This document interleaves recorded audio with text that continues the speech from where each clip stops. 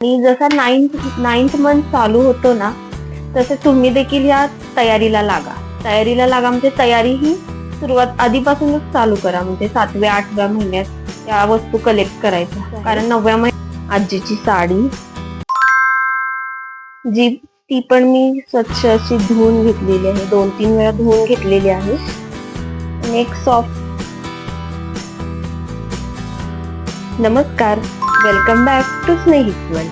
तुम्ही 9 महिन्याची सिरीज माझी बघतच आला असाल प्रेग्नन्सीची. सो आता मला 9वा महिना स्टार्ट झालेला आहे. त्यामुळे आता कधीही डिलिव्हरी होऊ शकते असं डॉक्टरांनी सांगितलेलं आहे. त्यामुळेच मी आज डिलिव्हरी बॅग तयार करत आहे. त्यामध्ये मी काय काय बॅग मध्ये माझ्या ठेवत आहे ते तुम्ही पहिल्यांदा मी घेतलेला आहे हा मॅटर्निटी गाऊन, ज्याला की ही झिप आहे. 2 गाऊन ठेवलेले आहेत, ते पण कॉटनचेच आहेत. त्यानंतर हे 3 इनर वेअर्स ठेवलेले आहेत, हे पण मॅटर्निटी आहेत. आणि मेन लागणारी गोष्ट म्हणजे हे मॅटर्निटी पॅड्स घेतलेले आहेत. ते कम्फर्टेबल आहात तसे हे घेऊ शकता. मी हे पॅड्स ठेवलेले आहेत. त्याचसोबत पेस्ट, साबण हे घेतलेलं आहे. आणि थंडीसाठी थंडी वाजू नये म्हणून स्वेटर ठेवलेला आहे. स्वेटर, त्यानंतर स्कार्फ. हे रेग्युलर देखील आता वापरत आहे आणि खूप छान आहेत, एकदम सॉफ्ट आहेत. त्याचा काहीही त्रास होत नाही. गरमी असू दे, थंडी असू दे, खूप मस्त आहेत. हा एक आहे आणि हा एक आहे. तर तुम्हाला जर हे बाय करायचे असतील तर कमेंटमध्ये लिंक टाईप करा. मी याची लिंक सुद्धा तुम्हाला पाठवेन आणि व्हिडिओमध्ये देखील टॅग करेन मी हे 2 प्रोडक्ट.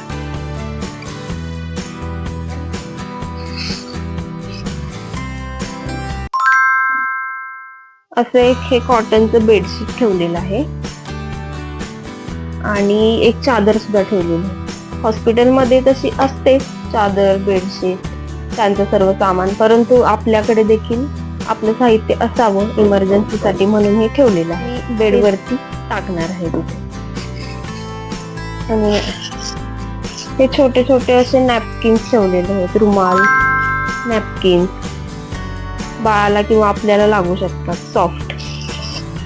आणि या सर्व ज्या काही वस्तू आहेत त्या मी स्टीमच्या सायकलला एकदम क्लीन करून घेतलेले आहेत. शिवाय उन्हामध्ये देखील कडक वाळवलेले आहेत.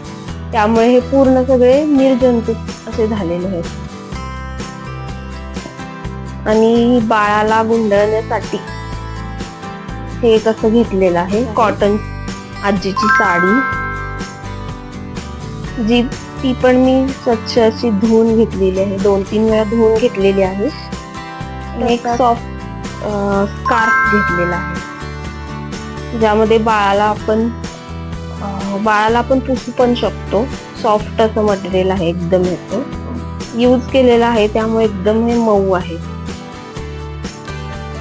आणि हे बाळाला ठेवण्यासाठी दुपट देखील आहे. हे घरामध्ये शिवलेलंच आहे. हे पण एकदम सॉफ्ट आहे. त्यानंतर असे टॉवेल ठेवलेले आहेत, एक्स्ट्रा टॉवेल पण आहेत, आपल्यालाही लागू शकतात.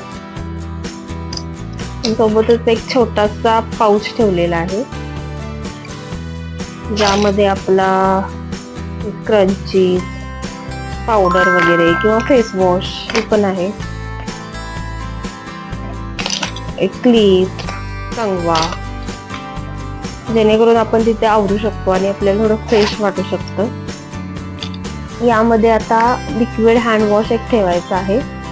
आणि टूथब्रश, पेस्ट हे तर तुम्हाला मी सांगितलं, हे पण लागतात.